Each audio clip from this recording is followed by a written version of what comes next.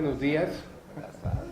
Primeramente quiero agradecer al señor director de nuestra facultad, el doctor Raúl Contreras Bustamante, que nos acompañe presidiendo esta mesa en esta mesa redonda.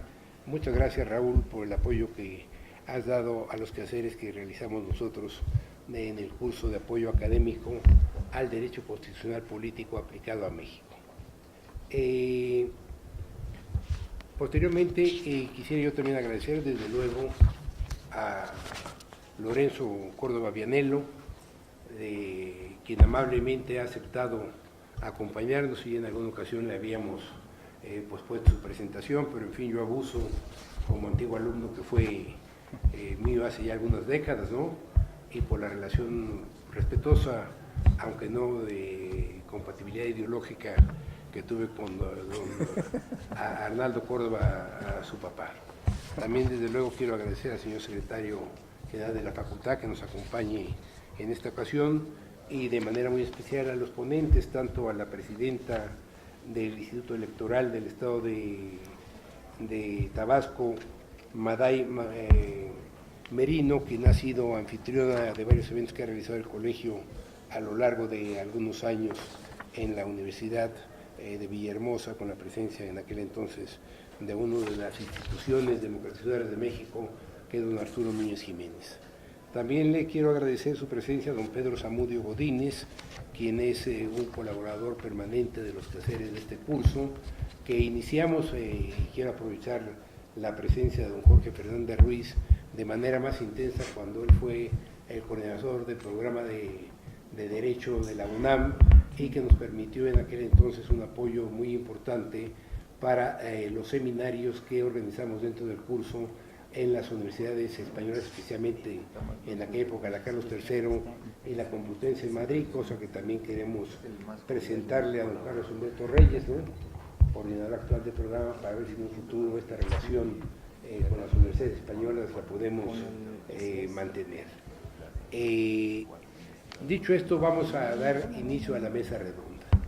El tema al que se convoca, como ustedes ya lo vieron en la propaganda respectiva, son las causas y efectos jurídicos del viraje electoral 2018 contra la democracia pluripartidista en México.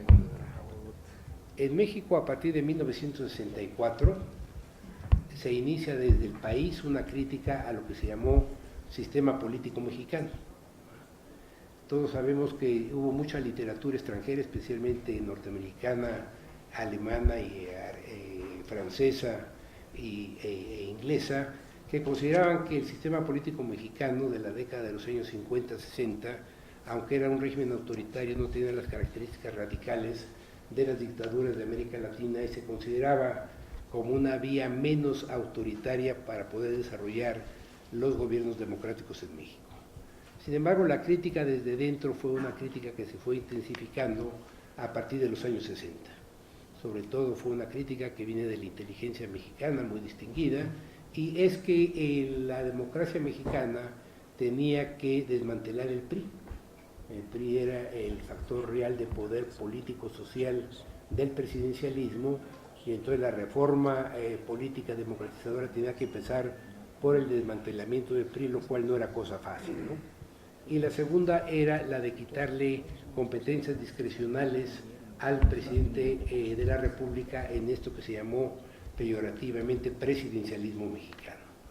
Y aquí sí quiero acentuar la presencia de los académicos, porque en esta cuestión inicial de la presencia del partido en el gobierno y del presidente como un factor real de poder político-social, era una de las tesis que le gustó desarrollar a Jorge Carpizo con esto de las facultades metaconstitucionales del presidente en México.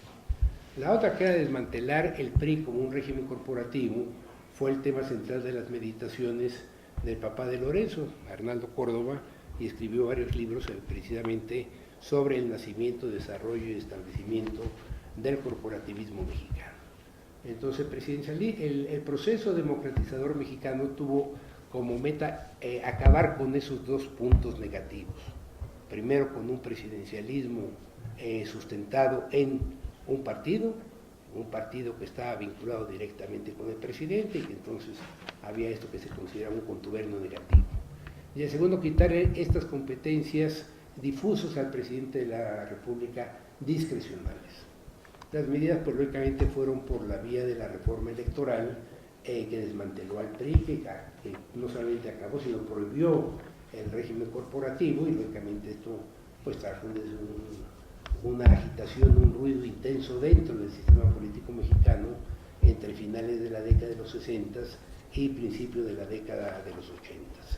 Después el llamado neoliberalismo mexicano tomó como sus puntas de lanza esos dos temas, o sea, enfrentarse directamente al desmantelamiento del priismo presidencial y quitar las competencias difusas al presidente de la República, y esto se llevó a cabo a través de la creación de órganos autónomos, o sea, la forma en que la élite política mexicana consideró que era la mejor forma de limitar al presidente de la República sin la necesidad de hacer una reestructuración de la división de poderes, fue con la creación de los órganos autónomos.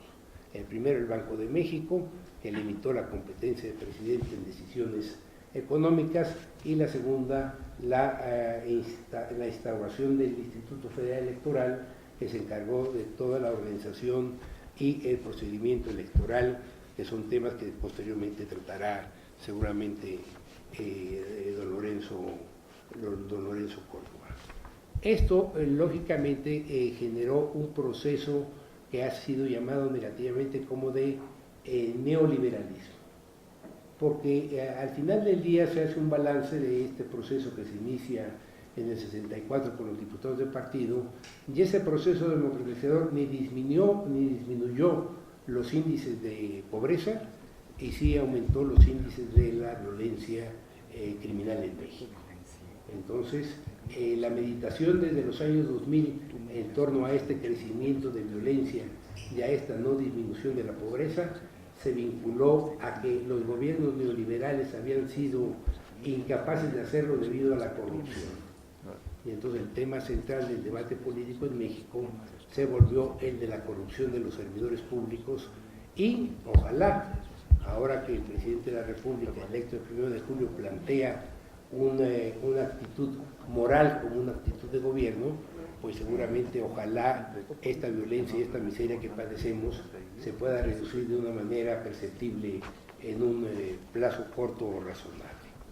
La otra cuestión es que, lógicamente, estos organismos autónomos, como lo señalé hace un momento, eran para limitar, para constreñir las competencias difusas del presidente o estas intervenciones de carácter metaconstitucional. Y una de ellas son los organismos autónomos, entre ellos el Instituto Nacional Electoral. Es decir, hasta dónde es viable un sistema electoral con una estructura tan grande, tan amplia, en un país de pobreza. Hasta dónde las elecciones democratizadoras pueden tener recursos económicos amplios para poder desarrollar elecciones libres y confiables. Ahora bien, el resultado de las elecciones del 1 de julio del año pasado dejaron claro de que los votantes lo hicieron en contra del partidismo, del multipartidismo pluripartidista, del pluralismo pluripartidista. Esto es un hecho evidente que nadie puede someter a juicio. A cambio de ello, se ha manejado a partir del día 2-3 de julio, en que el presidente actual constitucional hace ejercicio de presidente de la República, se vincula a un presidencialismo carismático. Entonces, una de las preguntas que nosotros queremos realizar en este curso a los especialistas que invitamos es: ¿el presidencialismo carismático es un avance democratizador o por el contrario es un muro, es un pantano que se abre en el desarrollo de las instituciones democráticas de México? Ahora, la otra cuestión es: el presidencialismo carismático pretende ser discrecional, es connatural a un régimen carismático, ¿no?, que tenga una idea muy divagada de lo que es la división de poderes, y que entonces considere que con el apoyo de la base popular social como factor real de poder político social puede tomar decisiones de carácter radial sin tomar en consideración otros espacios de poder. Y el tercero es que la pregunta clave que hacemos desde la academia, porque nosotros académicos pues trabajamos con marcos teóricos de referencia comúnmente aceptados, ¿no? Por eso la pregunta en torno al régimen carismático, en torno a la división de poderes en un gobierno carismático, popular. Y la pregunta básica es si nosotros el 1 de julio del 18, los electores mexicanos, eligió a un presidente constitucional o francamente a un líder carismático de voluntad soberana. Esto yo creo que es una pregunta que debemos nosotros los académicos responder. ¿Elegimos a un presidente o elegimos a un líder carismático de voluntad soberana? O sea que él puede de alguna manera, de carácter vertical, de carácter radial, de carácter no plural, no democrático, tomar las decisiones para el futuro inmediato de nuestro país. Estas preguntas, entre otras muchas, son las que yo he platicado ya en varias ocasiones, sobre todo con Lorenzo y con Maday, a fin de que ellos, como son académicos, el caso específico de Lorenzo, basta decir que es miembro del Sistema Nacional de Investigadores desde hace muchos años, en el más alto nivel, es nivel 3. Aquí en la Facultad de Derecho, los que hemos alcanzado el nivel más alto, hemos llegado al nivel 2, para que tengan ustedes una idea de lo que es tener nivel 3 en el Sistema Nacional de Investigadores. Es un científico social, constitucional, político, ampliamente reconocido desde que era estudiante. También Maday y Pedro son especialistas, tienen una experiencia larga en materia electoral como funcionarios administrativos electorales.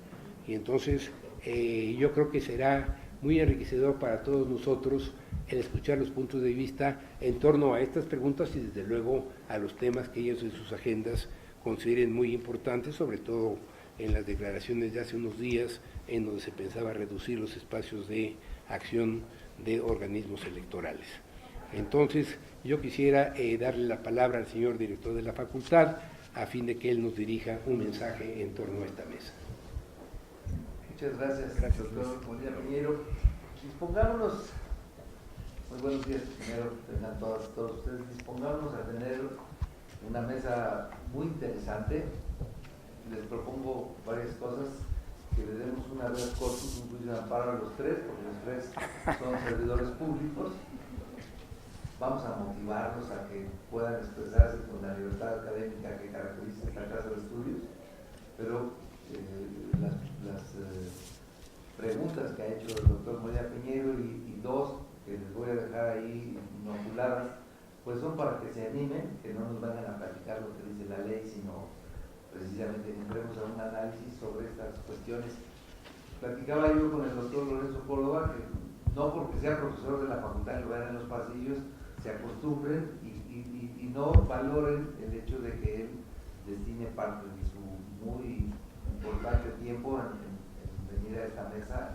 Creo que siempre vale la pena destacarlo, que además de que se da tiempo como académico y nunca ha dejado de dar clases, que todavía le destine tiempo a este tipo de discusiones y de análisis políticos. Lo mismo a Maday y a Pedro, que son consejeros en Tabasco y en el Estado de México y que tienen responsabilidades como servidores públicos encargados de los procesos electorales de sus respectivas comunidades. No me voy a extender, el tema es provocador, simplemente como la mayor parte de este auditorio pues, de reciente curso, no saben lo que hemos vivido y lo que hemos estudiado nosotros, y sí vale la pena que partan de un dato para no extendernos mucho en el análisis histórico.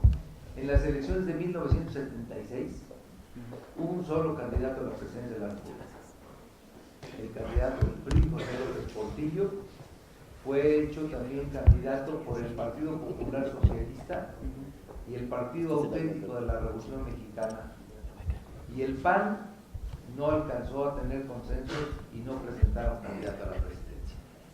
Esa fue la crisis representativa del presidencialismo mexicano, al que se refería Carpizo y al que ha citado el doctor Molina Piñeiro, y hubo la necesidad de entender que por muy democrático que aparentara ser el sistema político mexicano, había hecho agua, y el no presentar una opción democrática, obligó a que hubiera una reforma política en 1977, siendo secretario de Gobernación Jesús Reyes Heroles, y que lo que hoy estamos viviendo es consecuencia de esto.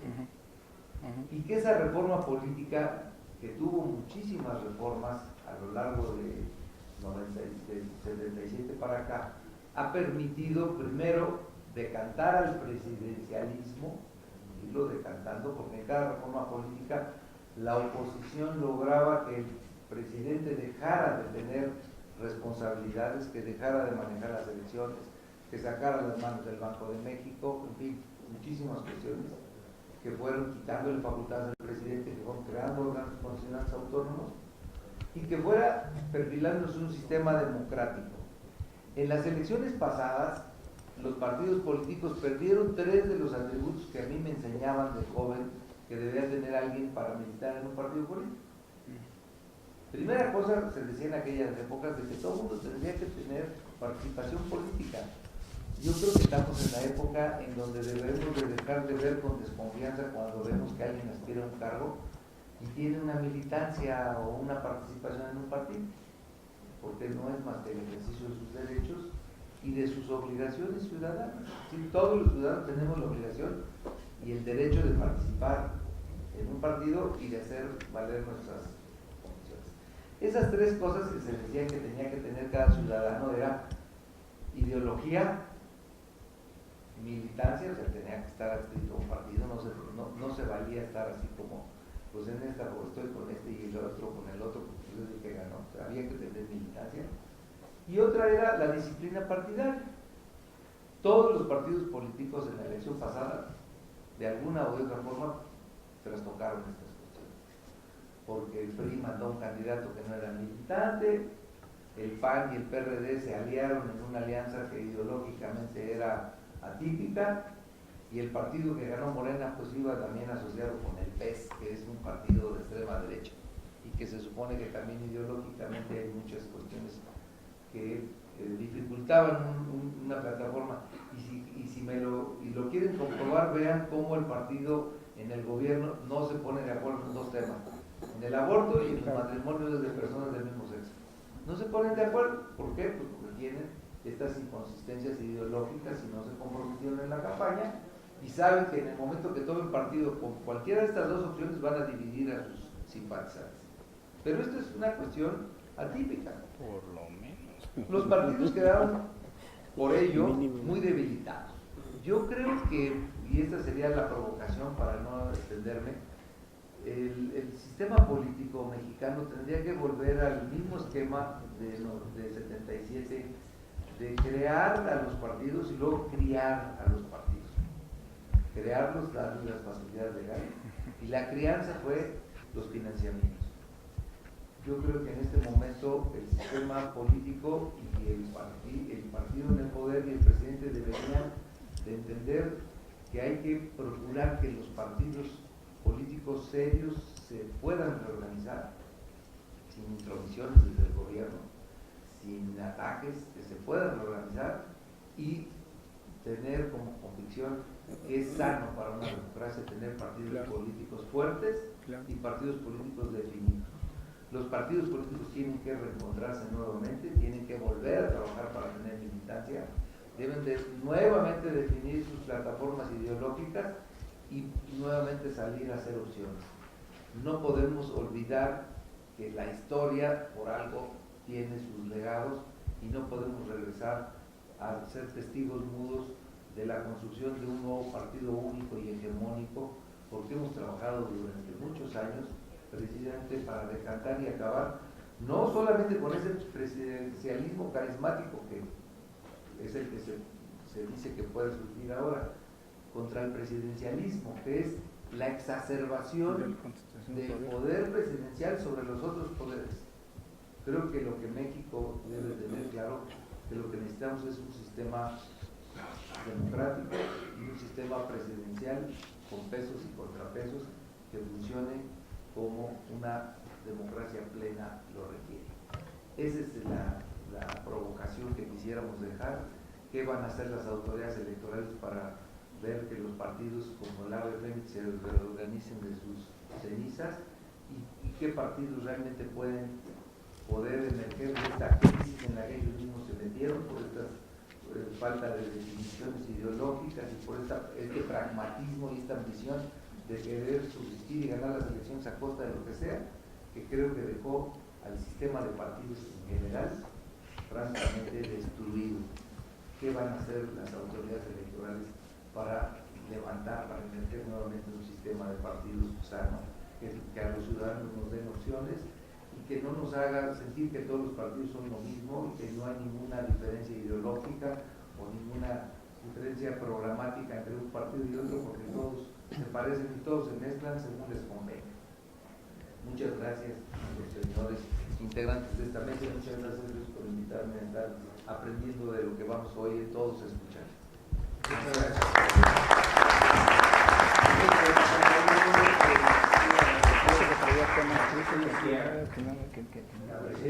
Viste, responde las provocaciones. A ver qué es ese tema. Yo voy a tratar solamente las personas del seminario de viaje del Estado, como Guadalupe Alonso, y desde luego el licenciado de Derecho Electoral, José Luis López Chavarría, que nos han apoyado en la realización de este evento, y desde luego también se encuentra con nosotros, ya hice mención a los Reyes, Carlos Rojas, Ismael Sandoval, Diego Guerrero, Miguel Ángel y Julio Vera, y desde luego yo también quiero aquí mencionar a nuestro joven amigo catedrático de la facultad, Fernando Cristo Martínez Mansur, hijo de nuestro querido amigo Fernando Cristo, y desde luego nieto de la facultad. Dicho esto, le pido a la licenciada Patricia Nava que ella lleve a cabo la moderación de la mesa. Muchas gracias, doctor. Buenos días a todos. Muchas gracias por acompañarnos en esta segunda parte de lo que es el curso, ya que lo iniciamos a partir del verano del año pasado y continuamos en este semestre que terminaremos nuestras mesas redondas. Yo calculo que a partir del 14 de mayo esperamos continuar con su presencia. Bien, le vamos a dar la palabra a la maestra doctora Malay Merino Damián. Ella es licenciada en Derecho por la Universidad Juárez Autónoma de Tabasco, maestra en Derecho Civil por la misma universidad. En el año 2012 sustentó el examen doctoral por el Instituto Trevilla, sede en Madrid, España, con el tema La responsabilidad del Estado por las violaciones de los derechos humanos en el caso del conflicto interno, caso México. Ha participado en diversas actividades académicas y científicas, en publicaciones, libros y revistas en Derecho Procesal, Constitucional, Derechos Humanos y Materia Electoral.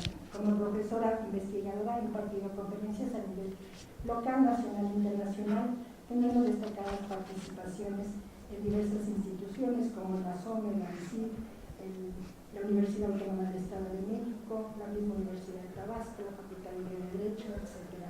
Ha obtenido reconocimiento como miembro de activa de los colegios de abogados procesalistas latinoamericanos, Colegio Nacional de Profesores de Derecho Procesal, Dr. Supremo Gómez Lara, el Colegio de Profesores Investigadores con actividades académicas en universidades extranjeras de excelencia COPOEX, y además ella es profesora de tiempo completo de la Universidad Juárez Autónoma de Tabasco con licencia, ya que actualmente es consejera presidenta del Instituto Electoral y de Participación Ciudadana de Tabasco. Doctora, muchísimas gracias por acompañarnos el día de hoy, gracias por apoyar a la academia.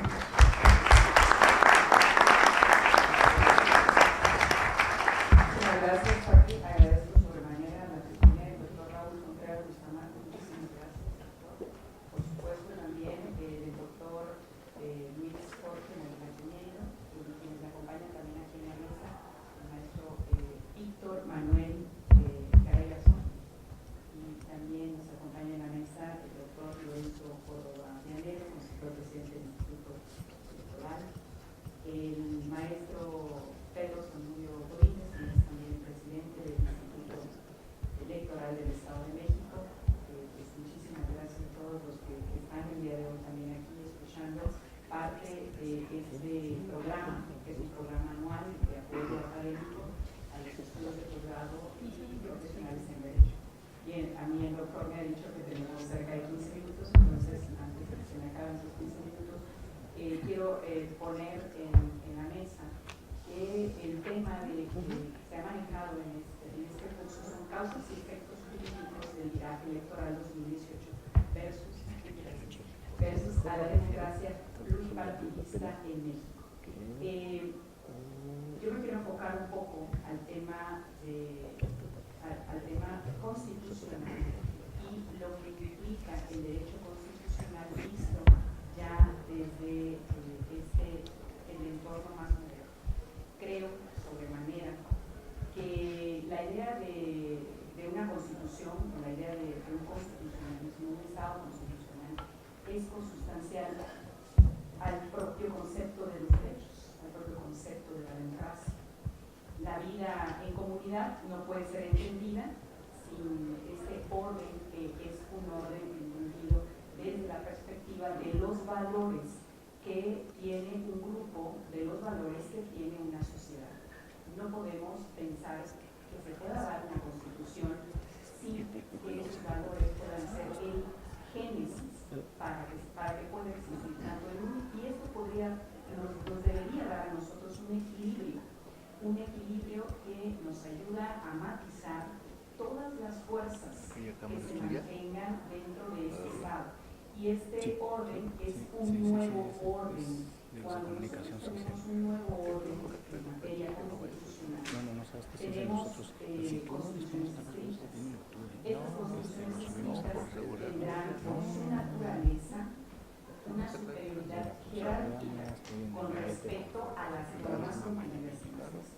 Hoy en día, algunos especialistas en materia constitucional han considerado que cuando solamente nos enfocamos al tema constitucional y vemos a la norma como una norma escrita, como la parte positiva de nuestro derecho, estamos entrando en un esquema de, ellos lo clasifican o se clasifica como constituciones artificiales.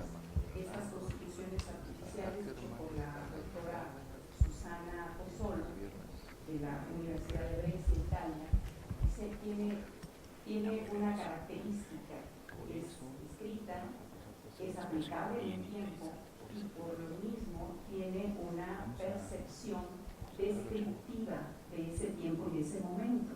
Entonces, nosotros tenemos ahí un perfil ideológico.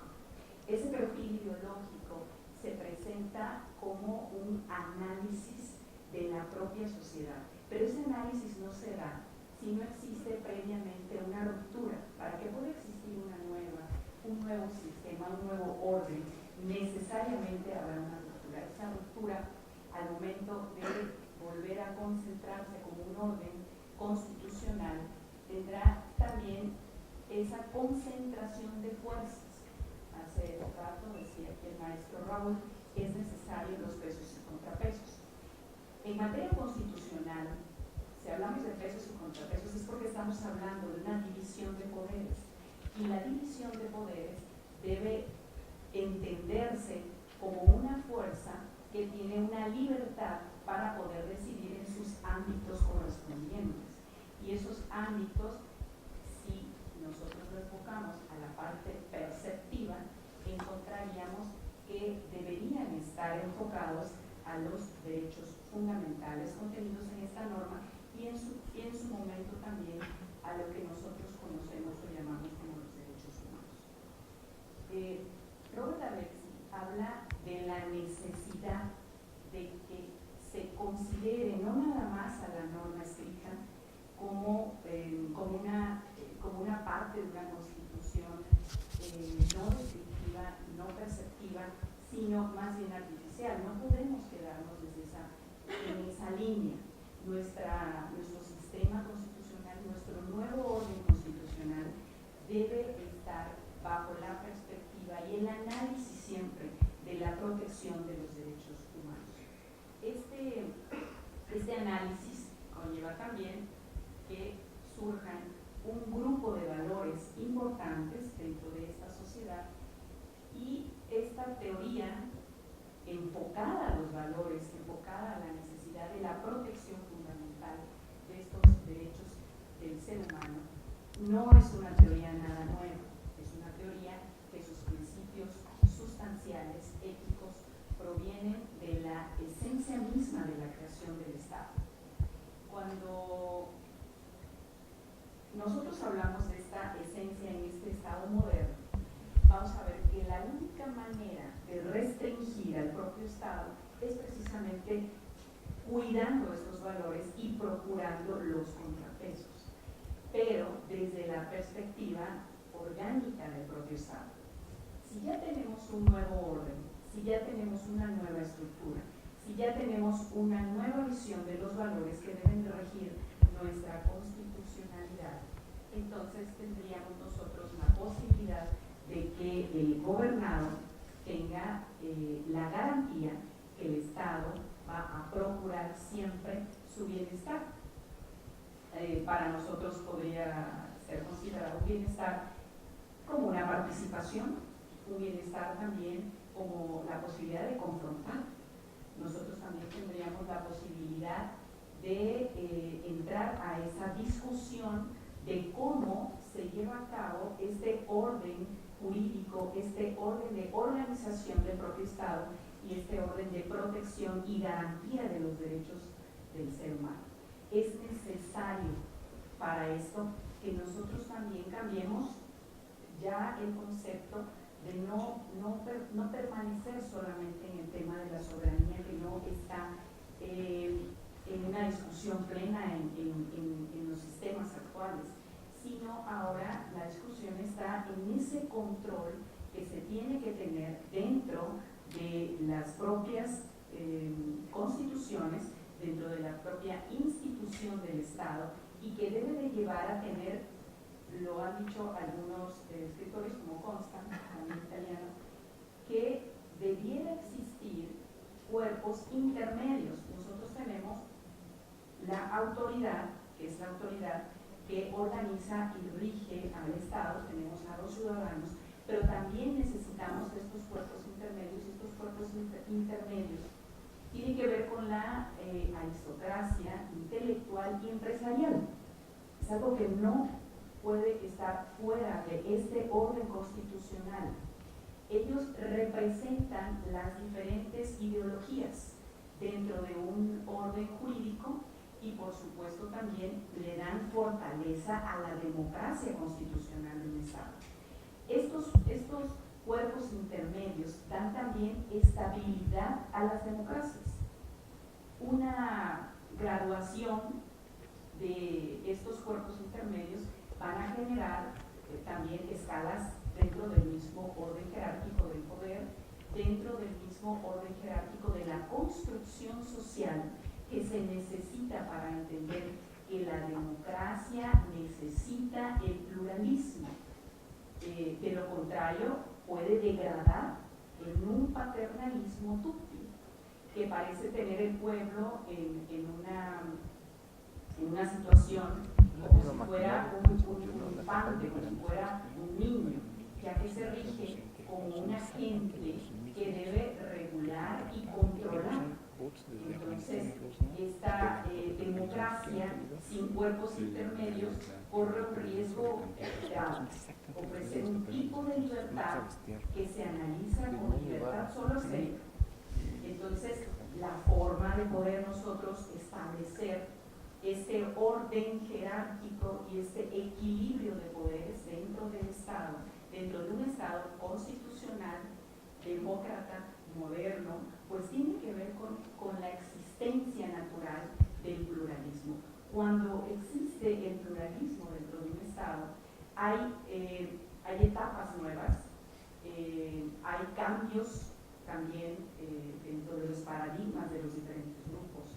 Se afirma la idea de una obligatoriedad del cuerpo jurídico constitucional del Estado y se desarrollan equilibrios a través de una nueva forma de entender o de un nuevo orden, que para algunos puede ser la misma Constitución con diferentes enfoques. Eso tampoco es tan contrario a la realidad o a lo que nos pudiera estar sucediendo, pero nada más solamente hagamos un recordatorio. Nosotros tenemos nuestra Constitución ha sufrido una reforma interesante después de 2011, que bueno, yo me iba un poquito más atrás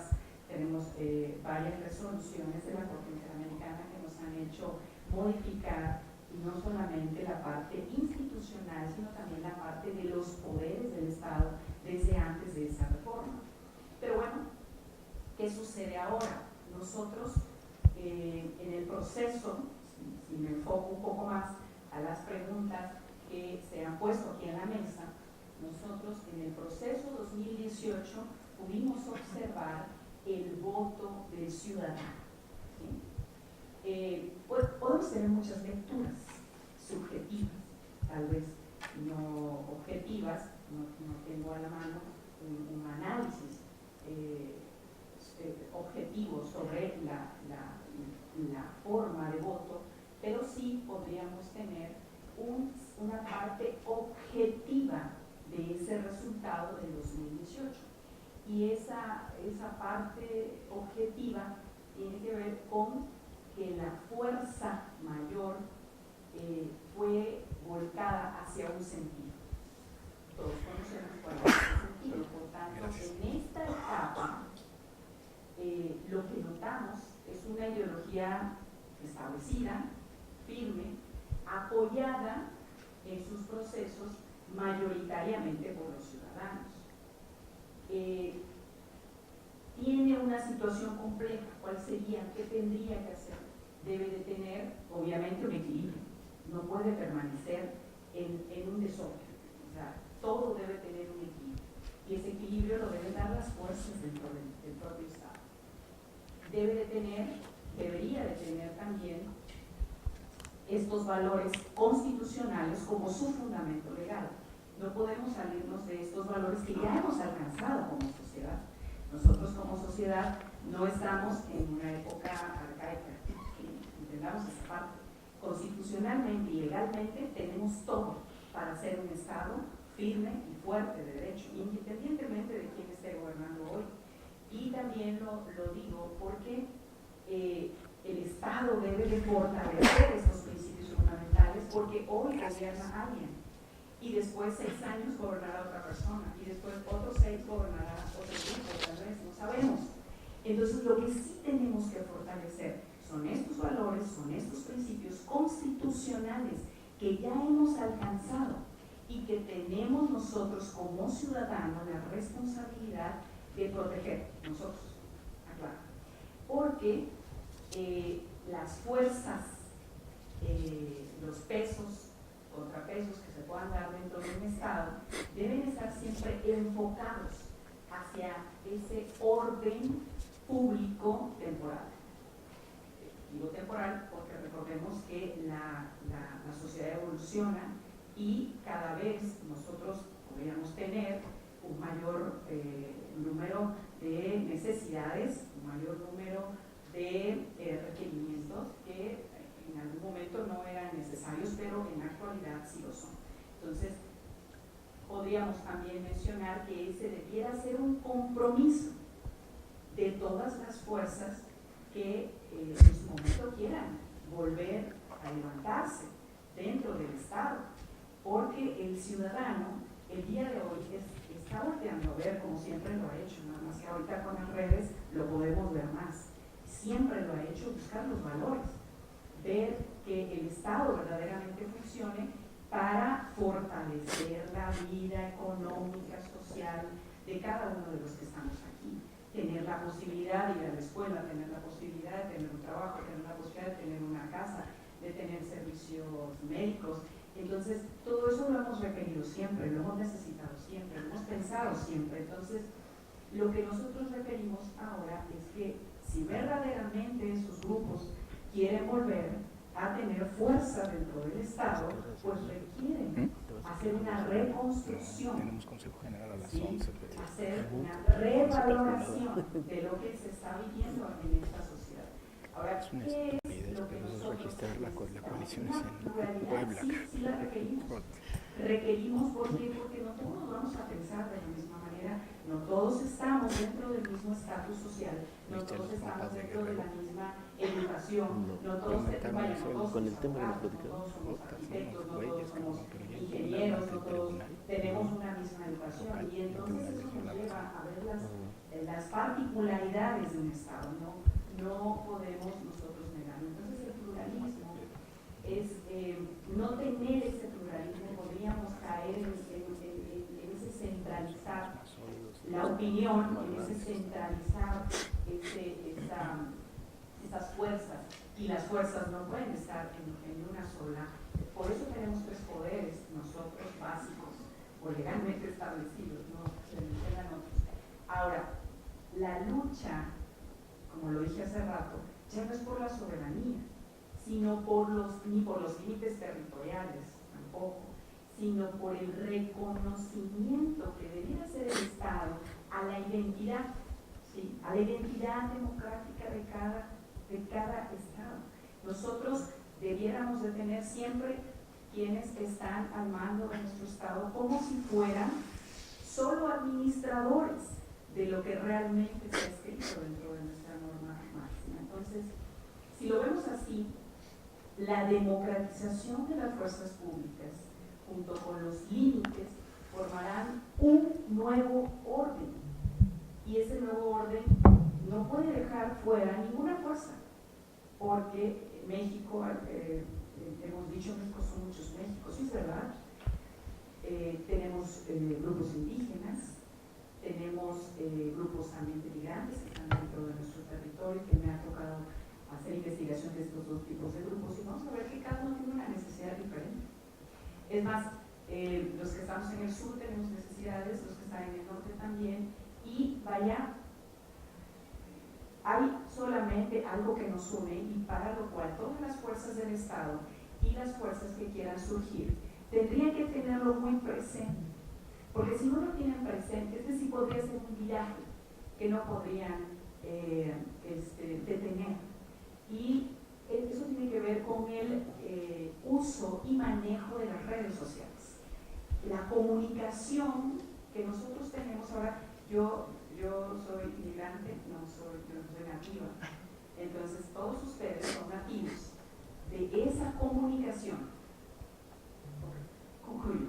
Son nativos de la comunicación y por lo tanto tienen una fuerza inimaginable de cómo transmiten lo que quieren que exista en el Estado, cómo se mueve, cómo dicen, cómo hacen para que se dé lo que al final del día nosotros queremos saber, nosotros queremos investigar, nosotros queremos más transparencia, nosotros queremos que el Estado cumpla, decimos, ¿no?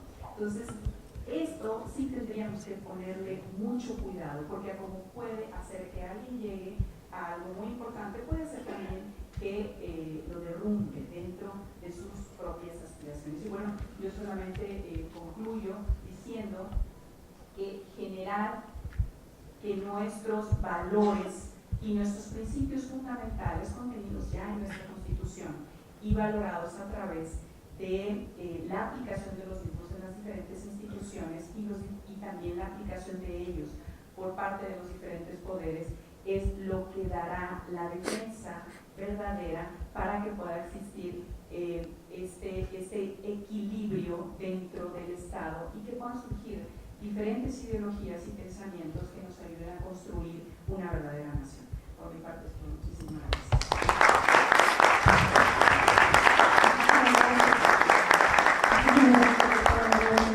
Esta brillante exposición. Seré más breve en las presentaciones de los ponentes por el tiempo. Le daremos el uso de la palabra a Pedro Zanollo Godínez, actualmente consejero presidente del Consejo General del Instituto Electoral del Estado de México, designado por el Consejo General del Instituto Nacional Electoral, presidente de la Asociación de Institutos Electorales de las Entidades Federativas por el periodo comprendido de 2019 al 2020. Es licenciado en Psicología Educativa por el Instituto Michoacano de Ciencias de la Educación José María Morelos y cuenta con estudios de maestría en Pedagogía por la misma Casa de Estudios y de Procesos e Instituciones Electorales por el mismas que se encuentran en proceso de titulación. Ha participado en diversos diplomados, congresos, seminarios. De los más importantes, participó como observador electoral en las elecciones presidenciales de Costa Rica en el año 2010 y de igual manera como especialista en organización electoral de la misión de observación electoral de la Organización de Estados Americanos en las elecciones presidenciales de Nicaragua en 2011. Consejero presidente, muchísimas gracias por participar el día de hoy. Gracias a usted. Licenciada, buenos días a todas y a todos muy brevemente, pero no quiero dejar de agradecer la invitación del doctor Molina Piñeiro y la hospitalidad del doctor Contreras en esta su facultad de Derecho, la facultad de ustedes me refiero. Quiero aprovechar la provocación o la licencia que nos refería el doctor Contreras respecto de hablar con la libertad de que estamos en un claustro académico. Espero que sí sentir esa libertad y al mismo tiempo espero que la cautela no me abandone del todo. Quisiera iniciar también con una provocación. El tema del curso, cuando me lo planteó el doctor Molina Piñeiro, me pareció muy interesante, me pareció eso, muy provocador. Quisiera pedirles que iniciáramos con un ejercicio de imaginación. ¿Se imaginan ustedes que así como estamos ya bien entrado el siglo XXI, estamos terminando prácticamente la quinta parte del siglo XXI, existiera en el mundo un país donde solo existen, que solamente tiene 2 partidos políticos con la posibilidad real de ganar una elección, que no tiene un registro de votantes nacional, que no tiene una autoridad electoral nacional, que no tiene tribunales electorales, donde se pueden utilizar todavía indiscriminadamente los recursos públicos y privados sin ningún límite, y se elige al presidente sin un voto directo? Creo que los analistas tardarían o tendrían muchos problemas para calificar este sistema como democrático, pero ese país existe. Es los Estados Unidos de Norteamérica, que se autocalifican, y casi nadie les rebate, como la democracia más grande del mundo. Yo digo que es la India, tiene más electores y tiene procedimientos más efectivos, pero bueno, la democracia más antigua del mundo, que elige a sus gobernantes con los métodos que decidieron prácticamente hace 200 años. Eligen como elegíamos nosotros en México hace 200 años. Y quería referirlo como una provocación porque yo estoy convencido de que todos los países que organizamos elecciones en el mundo tenemos el sistema electoral que hemos necesitado.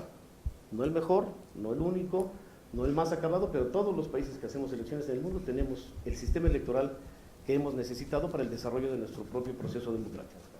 Las autoridades electorales en México, y supongo que en el mundo, estamos metidos en un muy mal negocio. Por definición, la mayoría de nuestros usuarios van a estar inconformes con el resultado, es natural. Solo puede ganar uno o algunos, los que se coaliguen, pero solamente una parte muy pequeña de los participantes puede ganar o obtener triunfos. Y el que ganó no nos debe nada, y el que perdió nos culpa de todo. Y con eso tenemos que trabajar. Los organismos electorales en México trabajamos con 2 premisas básicas. Una es garantizar la alternancia, las posibilidades de que la alternancia política se pueda dar en los diferentes niveles de elección que organizamos a nivel municipal, estatal o nacional, y al mismo tiempo generar las condiciones necesarias para que la derrota sea aceptable. No es un negocio sencillo. El título del curso que nos plantea el doctor Molina Piñeiro es El viraje electoral del 2018. Yo preparé unas láminas, una exposición muy sencilla, donde pretendo hablarles del caso del Estado de México. El caso del Estado de México en 2018, el Estado de México como tal en el sistema electoral mexicano está rodeado de un halo de cierta, diría yo, un halo mítico, ¿no? Un bastión insoslayable del otrora partido hegemónico, lleno de las peores prácticas y de las más abyectas, digamos, prácticas en lo referente al sistema electoral, pero quiero platicarles de los resultados concretos, hacer un análisis muy sencillo, les decía, de la comparación de resultados de la elección de gobernador y de la elección del 2018, porque finalmente el tema del curso es la elección del 2018. Les platico que en el Estado de México desde el 2017, esto es desde la elección de gobernador, el partido que obtiene más votos o que obtuvo más votos es Morena. Oye, pero el gobernador es Alfredo del Mazo, sí, porque Alfredo del Mazo participó en una coalición en la que por menos de 3 puntos porcentuales, los partidos que participaron en esa coalición le dieron el triunfo, pero ya desde el 2017 Morena se posicionó como la principal fuerza política del Estado de México, y en el Estado de México actualmente tenemos esas básicamente dos fuerzas políticas, el PRI y los aliados cuando los consigue, y Morena y los aliados cuando los suma. Dato concreto, la coalición PRI Verde Nueva Alianza y Encuentro Social obtuvo 33.71% de los votos en 2017, pero Morena solo obtuvo 30.9% de los votos. La diferencia entre Morena y el PRI fue de 0.68%, menos de 40,000 votos por partidos solos. También en 2017, en el descriptivo municipal, los resultados no son a nivel municipal, pero si revisamos municipio por municipio de los ganados por cada uno de los partidos, no es así como se hacen las elecciones, pero es para el análisis, insisto. El PRI fue el primer lugar, donde Morena fue el segundo lugar en 80 municipios, y Morena fue el primer lugar donde el PRI fue el segundo lugar en 26 municipios. Esto es 106 de los 125 municipios del Estado de México se disputan entre Morena y el PRI. Al realizar un análisis comparativo de los porcentajes de votación por partido político en la elección de gobernador del 17 y la de integrantes de ayuntamientos del 2018, se puede identificar esto. Ya les digo que la primera y segunda fuerza política en el Estado de México son Morena y el PRI, y aquí está también un dato importante. La elección de gobernador del 2017, el PRI obtuvo el 30.22% solito, y en la elección de 2018 obtuvo el 22.13%. Hubo una disminución real de 8 puntos porcentuales en la votación recibida. Dato importante, aunque la participación fue mayor, la elección de gobernador fue del 63%, perdón, del 53%, y en el 2018 fue superior al 66%, la disminución del PRI fue de 8 puntos porcentuales. Morena tuvo 30.9% de los votos en 2017 y 33.92% de los votos en 2018, esto es, aumentó 3 puntos porcentuales. Pero en el análisis de los datos destaca que el PAN aumentó su votación del 2017 al 2018 en 3.79, más que Morena. El PRD tuvo la mayor disminución de 17.91 a 7.77, perdió 10 puntos porcentuales en el Estado de México. El PT prácticamente duplicó su participación, obtuvo el 1.08% de los votos en 2017 triplicó, y en el 2018 tuvo el 3.28% de los votos. El Verde también aumentó su participación, su porcentaje de votación. Movimiento Ciudadano, que en su caso específico no participó en la elección del 2017 por decisión propia, y en 2018 obtuvo el 2.26% de los votos. Nueva Alianza participó en coalición en 2017 y obtuvo el 1% de los votos, y ahora obtuvo el 3.25% de los votos.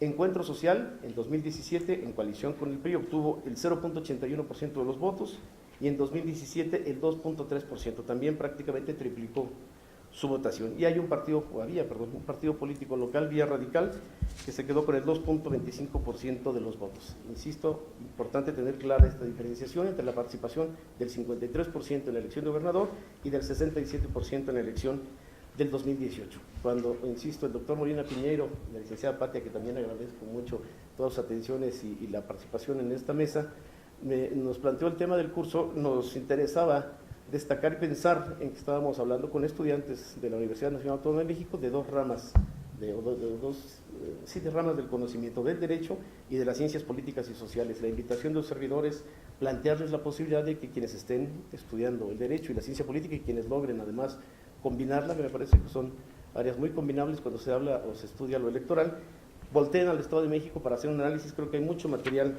mucha información, mucho desglose, mucha posibilidad de identificar las condiciones de la política o de los resultados electorales en el Estado de México para, en su caso, analizarlos o transponerlos o trasladarlos al ámbito nacional. El partido político Morena, estoy prácticamente cerrando, incrementó su porcentaje de votación en la elección de ayuntamientos 2017-2018 en 3% respecto del proceso anterior de gobernador, y el PRI la disminuyó en 8%. El PRD fue el partido con la mayor disminución en el Estado de México, con 10% de disminución, y el PAN el que mayor incremento obtuvo con el 3.79%. Ahora hablemos brevemente de la alternancia en los ayuntamientos. ¿Qué partido ganó en la elección del 2015 y qué partido ganó en cada ayuntamiento en la elección del 2018? El PAN en 2015 ganó 16 municipios. Se los quiero señalar, a lo mejor son datos muy leídos, son poco prácticos, pero se los quiero señalar para mostrarles la pluralidad política que existe actualmente en el Estado de México. El PAN tenía en 2015 16 municipios y ahora en 2018 tiene también 16 municipios. Importante, de esos 16 no son los mismos, solamente conservó 8 de los 16 que tenía en 2015. El PRI tenía en 2015 81 municipios, ahora tiene 21, pero de esos 21 conservó 15. El PRD tenía 16, actualmente tiene 16, y de esos 16 conservó 11. El PT tenía 5 y ahora tiene 16. En esta elección 2018 participó en coalición con Morena y con Encuentro Social. El Verde no tenía y ahora tiene 5, o sea, no tuvo en 2015, perdón, y ahora tiene 5. Movimiento Ciudadano tenía 1 y ahora tiene 4. Nueva Alianza tenía 3, ahora tiene 4, pero son diferentes, ninguno de los 3 que tuvo en 2015. Encuentro Social tenía 2, ahora tiene 14. Morena tenía 1, ahora tiene 27, y Vía Radical, el partido político local que participó por primera vez, aunque ya perdió su registro por no haber obtenido el mínimo del 3% de la votación, también cuenta con 2 municipios o 2 ayuntamientos encabezados por ello. Morena y el PRI son los partidos políticos que cuentan con el mayor número de ayuntamientos en 2019, pero de 125 entre los dos solamente tienen 48. Ayuntamientos ganados en coalición en el 2018. Juntos Haremos Historia, esto es la coalición PT, Morena y Encuentro Social, obtuvo 50 ayuntamientos, o la titularidad de 50 ayuntamientos, y la coalición por el Estado de México al frente, que es o fue PAN, PRD, Movimiento Ciudadano, obtuvo 79. En esta elección, en el 2018, en el Estado de México, 37 municipios mantuvieron el partido que encabezaba la planilla de 2015 y 88 hubo alternancia. Esto es, ganó una coalición, o un partido encabezando la coalición o como partido individual, digamos, diferente al que tenía el gobierno en el 2015. Y algo importante, por primera vez en el Estado de México se aplicó el principio de reelección en los ayuntamientos, y aquí hay un dato también muy analizable.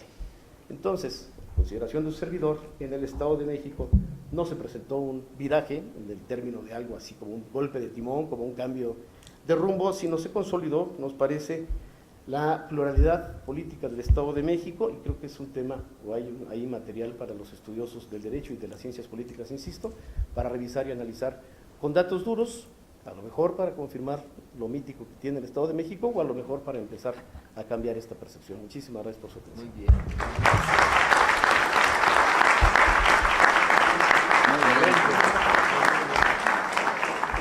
Muchísimas gracias, licenciado Zamudio, por esta brillante exposición, este análisis que nos hace de las elecciones de 2018.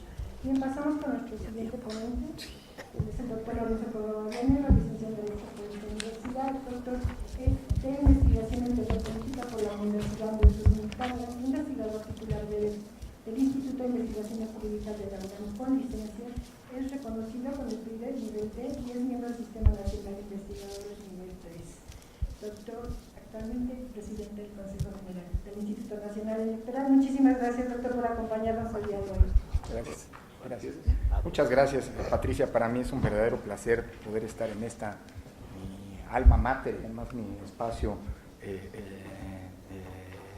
expresión académica.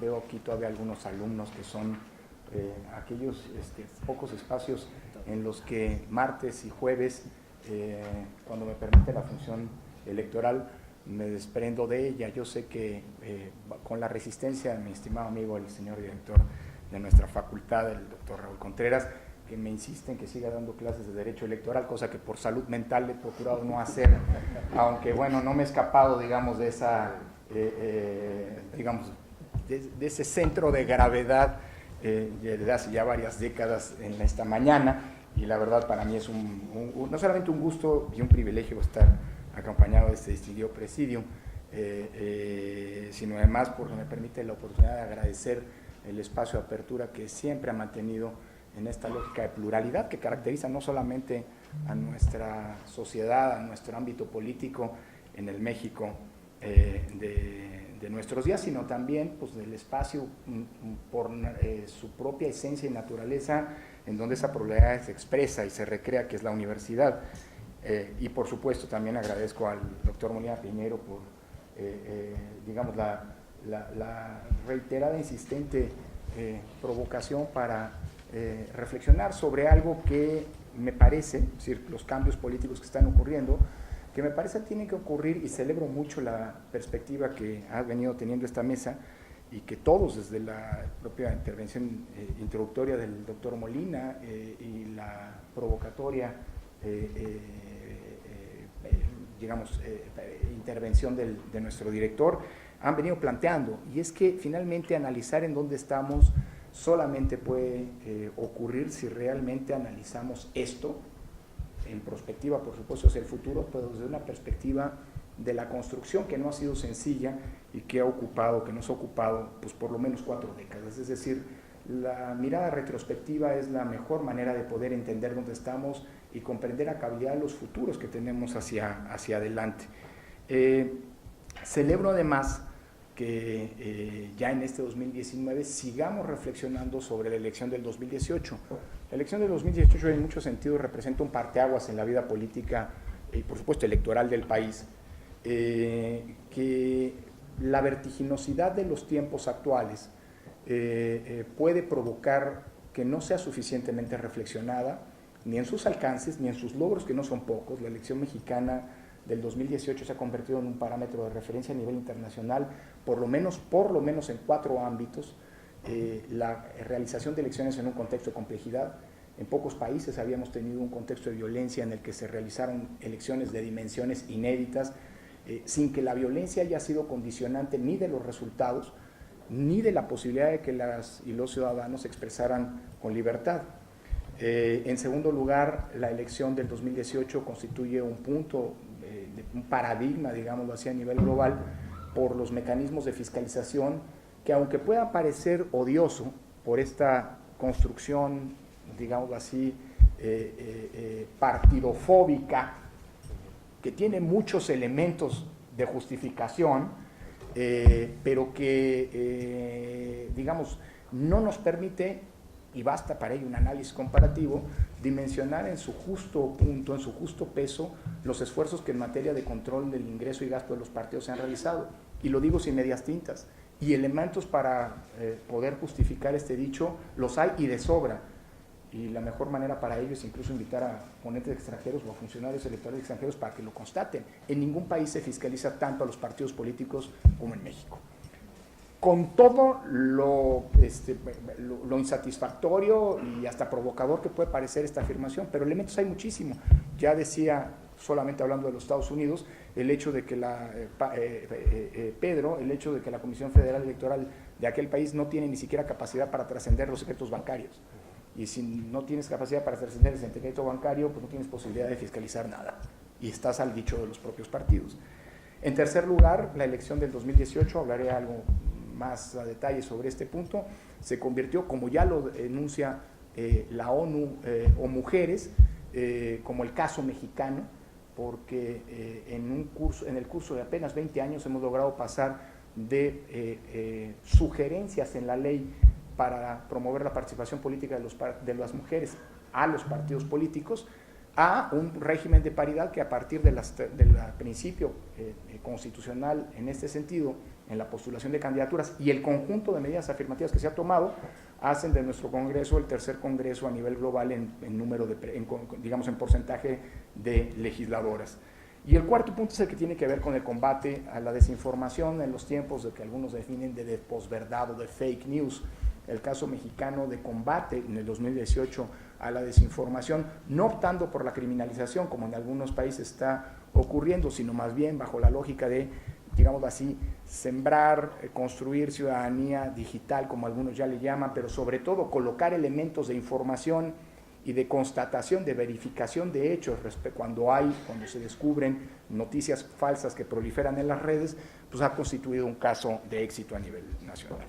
Creo que pues hablar de la elección es una obligación, y más en espacios académicos como nuestra facultad, porque no podemos permitirnos que pase el 2018 sin asimilar las fortalezas que nuestro sistema político y el sistema electoral han logrado alcanzar y, por supuesto, a partir de ello detectar los ámbitos de mejora hacia donde tenemos que caminar. Pero bajo una premisa: lo electoral es un asunto eminentemente resuelto. Hoy no es un problema en el país, como en cambio lo era hace 30 años, cuando el principal problema político y social de México era precisamente resolver la inexistencia de un conjunto de garantías y de mecanismos en donde el voto pudiera expresarse libremente, la competencia política pudiera desarrollarse de manera equitativa y, por supuesto, el voto contara para la representación política. Pretendo, y ya me he comido, esto tenía que haberlo despachado en un minuto, pido una disculpa, quiero hacer 6 breves apuntes en los cuales espero poder atender también las preguntas y las provocaciones que tanto el doctor Molina como el doctor Contreras nos plantearon al arranque de esta charla. 6 puntos fundamentales, 6 apuntes, déjenme llamarlo así, a partir de la elección, bajo esta provocadora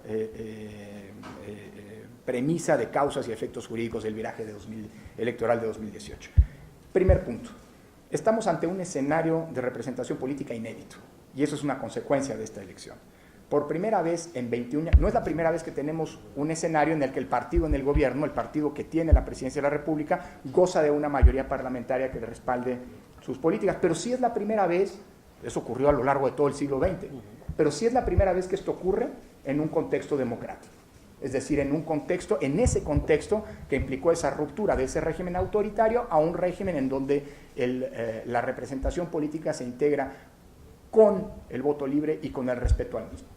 Es decir, desde 1996, cuando ocurre esta reforma que autonomiza completamente al órgano electoral, que genera por primera vez condiciones equitativas de competencia, tanto en radio y televisión, en el acceso a la radio y televisión, como en el financiamiento, y que, por cierto, en la primera vez que se aplicó esa reforma provocó, por primera vez en nuestra historia, que un partido en la Cámara de Diputados dejara de tener una mayoría política predefinida, situación que se reiteró y se maximizó, se potenció elección tras elección. Bueno, de entonces a la fecha es la primera vez que contamos con un escenario que es el mismo que durante el siglo XX había existido, con una diferencia, y me parece que es importante para analizar con claridad el contexto político en el que nos encontramos. El México de hoy no es el México del siglo XX, y las condiciones políticas e institucionales que caracterizaron el régimen que Sartori definió como de partido hegemónico y que ejemplificó con el caso mexicano, no son las que hoy existen.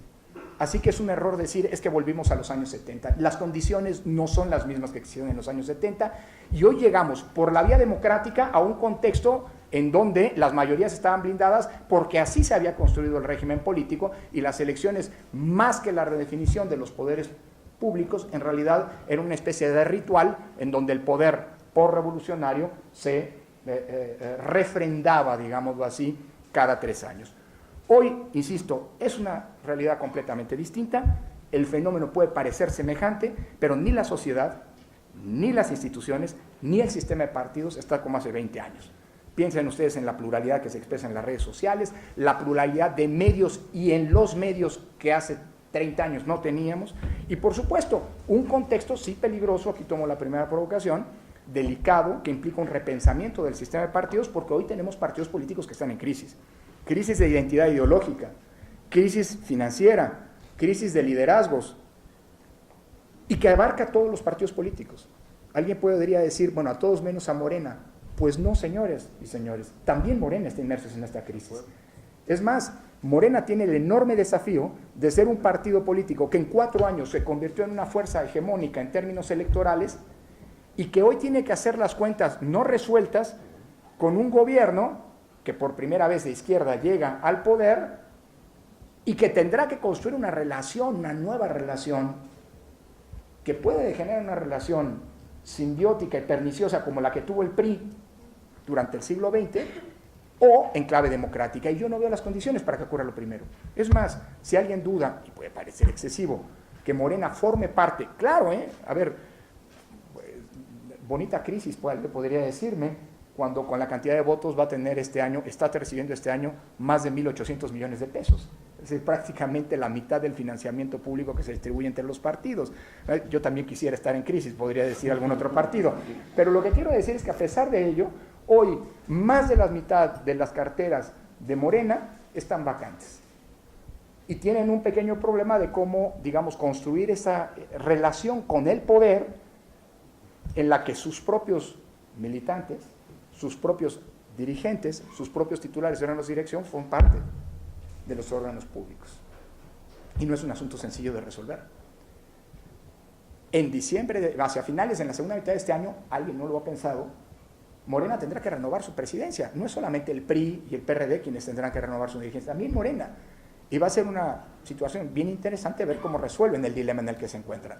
Es un dilema, déjame decirlo así, diametralmente opuesto al del PRD, y me da la impresión que en el PRD quisieran estar enfrentando los dilemas que hoy enfrenta Morena. Es decir, creo que todos quisieran, pero en todo caso no podemos obviar que Morena tiene planchado el tema, y en efecto el tema de la crisis de los partidos y de la reinvención de los partidos es indispensable porque no hay sistema, digamos, déjenme decirlo así, hay una correlación directa entre la fortaleza del sistema democrático con la fortaleza de su sistema de partidos. Es impensable una democracia robusta con un sistema de partidos inexistente o débil. Y ese es justamente el dilema que hoy tenemos que enfrentar, un poco retomando la provocación de Raúl. Segundo gran tema, voy muy rápido, alternancias. Ya lo decía Pedro hablando del Estado de México. Miren, déjenme partirlo desde esta premisa, Hay quienes han querido, incluso desde esta universidad, incluso desde esta facultad, en su pluralidad política e ideológica, como debe ocurrir en una casa de estudios como la universidad, Hay quien ha querido construir la narrativa de que la democracia llegó a México el 1 de julio. Como si antes hubiéramos vivido una época de oscurantismo y de repente, ¡pum!, se hizo la luz, ¿no? Y una visión laica de la política nos implicaría a dejar eso de crear el día y la noche al ámbito de la teología y no al ámbito del análisis político.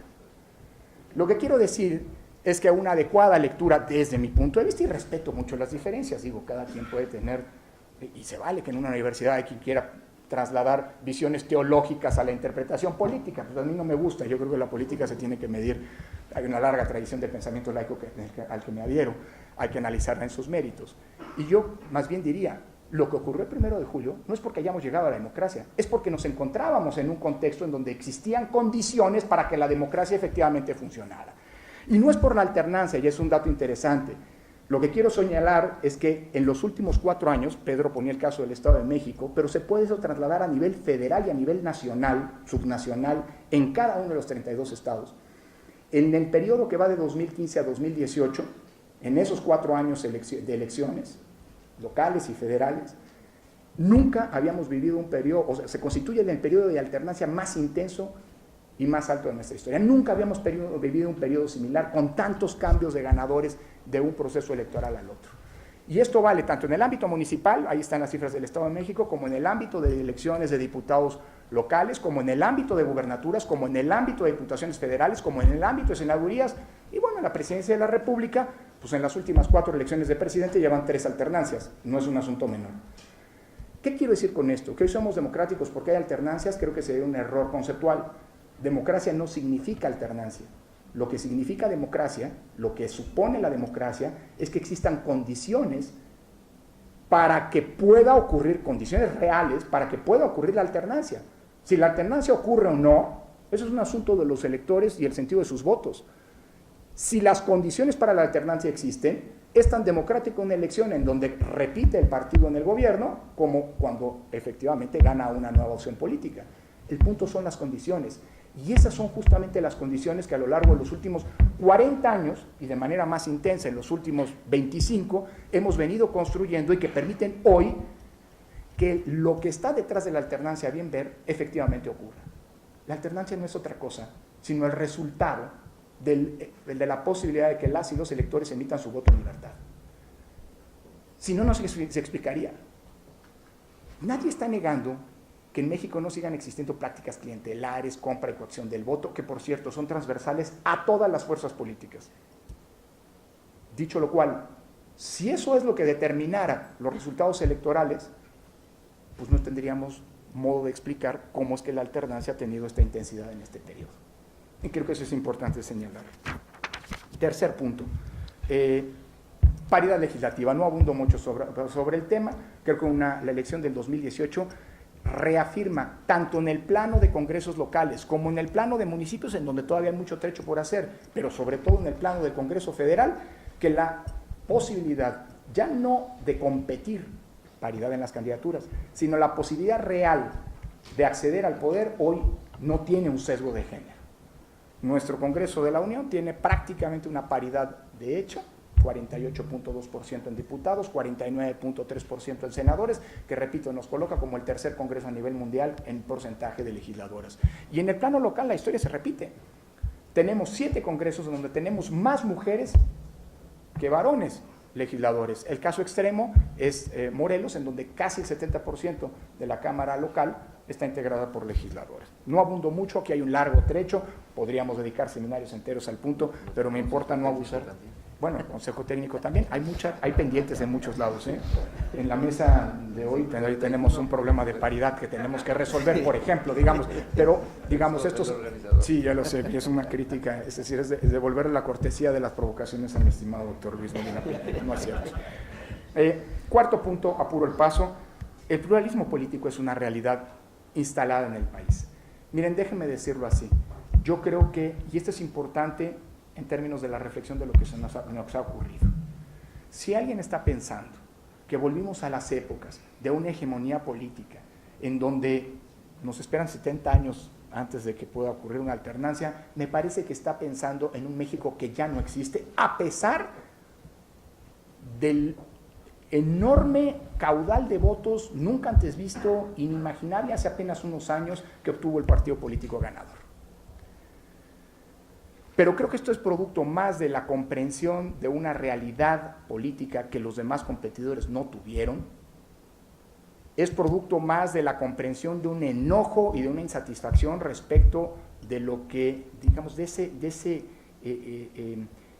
cóctel explosivo y bien peligroso para la subsistencia de nuestra sociedad y de la democracia, que constituye la coexistencia con grados de intensidad nunca antes visto de los grandes problemas nacionales, es decir, la pobreza, la desigualdad, la corrupción, la impunidad y la inseguridad, ¿qué otra cosa? Es decir, la comprensión que logró tener el candidato a la postre ganador, el actual presidente, del gran problema y la reivindicación del gran problema, de ese problema no resuelto en los últimos 100 años, de ese problema que dio origen a la Revolución Mexicana, que inspiró nuestra Constitución y que no ha sido el objeto ni el centro de las políticas públicas hasta ahora, que es el de la justicia social, me parece que explica la razón y no tanto, digámoslo así, analizar la actualidad a partir de, hombre, esta lógica de regresión de la historia, de que volvimos a lo que era el México del siglo XX. Yo creo que no es así, y yo creo que así lo interprete se va a equivocar, porque lo que hoy tenemos, y eso nos lo expresa, insisto, el análisis puntual de las elecciones a nivel federal y a nivel local recientes, es que tenemos una ciudadanía cada vez más empoderada y que está asumiendo que el voto no solamente es un mecanismo para nombrar a sus representantes políticos, sino también es un mecanismo para premiar y castigar la acción de los gobiernos.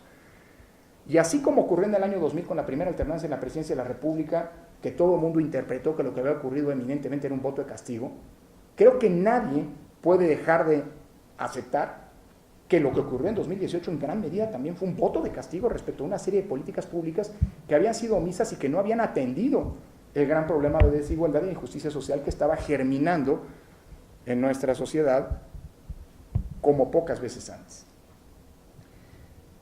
Pero quien piense que esto llegó para quedarse me parece que comete un error. Déjame decirlo de esta manera y con eso salto al otro punto, por aviar tiempo. En la democracia nadie gana todo y nadie pierde todo, y mucho menos eso ocurre de una vez y para siempre. En 3 años, si este gobierno es exitoso, si el partido mayoritario logra generar convicción, seguramente replicará un triunfo electoral. Pero si no, las y los electores se los van a cobrar en las urnas. Y eso es justamente lo que nos vuelve democráticos. No un régimen, no un gobierno, sino precisamente la existencia de ciertas condiciones y de madurez política de una sociedad. ¿Quién hubiera imaginado, hace 3 años, ya que estaba citando las elecciones de 2015 en el Estado de México, Pedro, quién hubiera imaginado que en 2018 habríamos tenido resultados electorales como los que tuvimos? En 2015, piensen un poco la evolución de las elecciones en los últimos 4 años. Cierto, no eran elecciones nacionales, las del 15 y las del 18 sí, pero no las intermedias de 17 de 16 y 17. Pero piensen qué pasó en 2015. El PRI arrasó y tuvo una mayoría casi a cuestión de votos, que un par de diputados, de poder tener una mayoría absoluta por primera vez en los últimos 20 años. En 2016, en las elecciones locales, el rally de 2 elecciones de gubernaturas, la coalición PAN-PRD arrasó. En 2016, en 2017, pues de las 3 elecciones de gobernador, 2, las más disputadas, las mantuvo el PRI en condiciones muy precarias. Por cierto, dato curioso, hablando de cómo la vida política se mueve. Decía Pedro que en 2017, la elección de gobernador en el Estado de México, el partido más votado fue Morena, seguido por el PRI, nada más que el PRI ganó la elección porque se alió, fue en coalición electoral. Dato curioso, la coalición electoral en 2017 que llevó a la gubernatura Alfredo del Mazo estaba liderada por el PRI, pero estaba además conformada por Nueva Alianza, que ya perdió el registro, por Encuentro Social, que ya perdió el registro, y ojalá y prevalezca, valga una nota aquí, el orden constitucional, pero que no me meto más porque puede parecer una provocación, pero que ya perdió el registro y que se alió en 2018 con Morena, y que ahora es aliado en Puebla de Morena, si tiene el registro, y en donde hay el expartido, sigue existiendo como partido local, se avisora que va a ser aliado de Morena. El Partido Verde, que ya es aliado electoral de Morena, Hoy al rato, de hecho, voy a salir corriendo porque vamos a registrar la coalición electoral en Puebla, en donde el Verde ahora va con Morena. El Verde tiene una historia,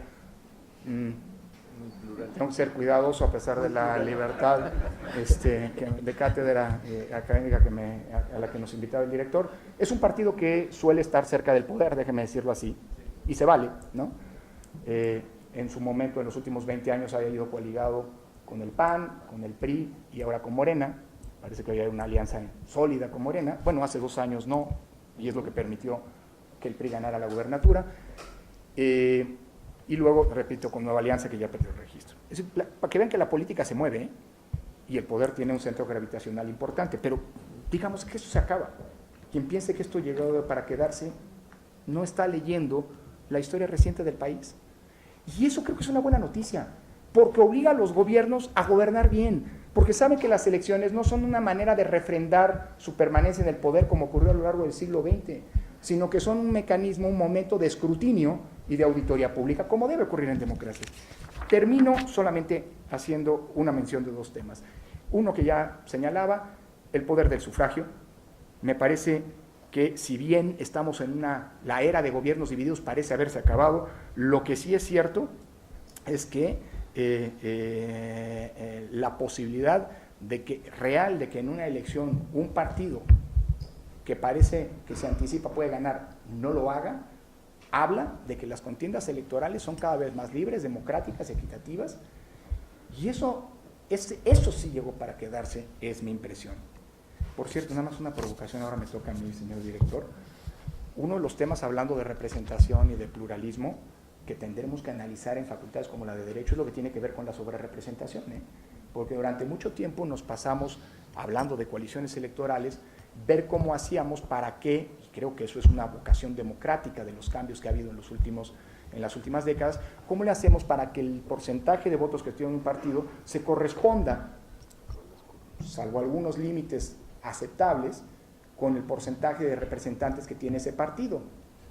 Y en virtud de un fenómeno que en su momento criticó Morena hace 3 años y del que ahora se avaló, hoy Morena con el 37% de los votos tiene el 51% de la Cámara. En ocasiones nos comenta, ¿y cómo lo permitió el INE? No, el INE vigiló que se cumpliera lo que establece la Constitución. Pero una cosa es la asignación de diputados y otra cosa estos movimientos, que yo no sé si vale la pena reflexionar o no, pero ese es un asunto que tendrá que discutirse en una facultad como esta. Si esas alianzas o esa transferencia de votantes, que luego apelan a muchas frutas, ¿no? Había electores sandía, ¿no? Se decía en el pasado, rojos por dentro pero verdes por fuera, es decir, ¿no? Candidatos que postulaba el verde porque en realidad eran priistas. Bueno, ahora tuvimos muchos casos. Bueno, hasta el PT, un aliado de Morena, llegó a demandar el fraude, digámoslo así, en que estaba incurriendo Morena, porque había registrado candidatos del PT que en realidad eran de Morena y que una vez instalados en las cámaras y conformados los grupos parlamentarios se cambiaban de partido. Ese es un tema que tendremos que resolver y lo dejo aquí como provocación para una eventual mesa. El último punto, la importancia de la institucionalidad democrática en el Estado de Derecho. Yo creo que en los tiempos que corren, con una concentración de poder democráticamente electo que no habíamos visto en tiempos recientes, es muy importante reflexionar sobre lo que nos ha traído aquí y lo que permitió este cambio, que fue una apuesta por la institucionalidad democrática. Y esa apuesta por la institucionalidad democrática es la mejor garantía de que los tiempos que se fueron no vuelvan. Y creo que esto es bien importante. La democracia constitucional finalmente acaba siendo un juego de equilibrios y de controles. Y es normal y positivo que existan esos equilibrios y controles. Creo que ninguno de los que tenemos el rol de jugar en la cancha de alguna de estas instituciones, pienso en el INE, por ejemplo, pero son muchísimos estos órganos, tiene que asumir que es némesis de nadie y tiene que procurar no ser visto como némesis de nadie. El poder es el poder. E históricamente, la apuesta civilizatoria de los últimos 3 siglos y medio ha sido la de generar ciertos equilibrios, ciertos controles, ciertos cauces, cierta reglamentación del propio poder para evitar su ejercicio arbitrario y discrecional. Y eso es algo positivo. Creo que el desafío que hoy tenemos en los tiempos que corren, es asumir que ningún órgano de control, ningún órgano del Estado, ningún poder respecto del otro, es enemigo de nada y de nadie.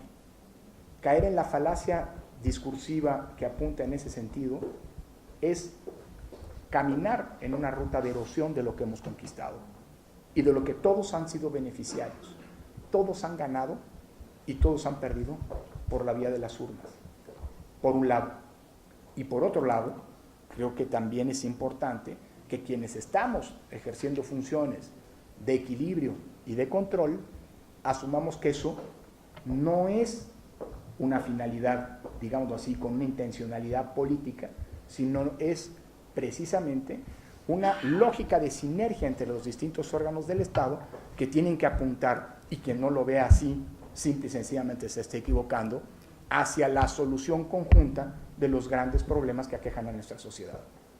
Diría esto: la división de poderes, la existencia de órganos constitucionales autónomos, que son la expresión de esa lógica de juegos, de equilibrio y de control, no tienen que ser interpretadas. No podemos permitirnos interpretarlas, ni que prevalezca esa interpretación como una lógica de némesis y de antagonistas A o antagonistas D, sino cómo hacemos que eso sea entendido como en un esquema de colaboración y de fortaleza de las políticas públicas que requerimos para enfrentar esos problemas nacionales, sin perder en ese intento lo que hemos conquistado en términos democráticos. Muchísimas gracias.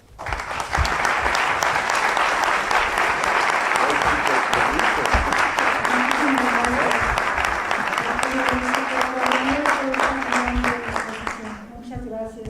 No, antes de terminar nuestro evento, quiero agradecerle a la maestra Marta Rábaro su apoyo que nos ha brindado en este evento tan majestuoso. Muchísimas gracias a todos y nos veremos pronto. Gracias.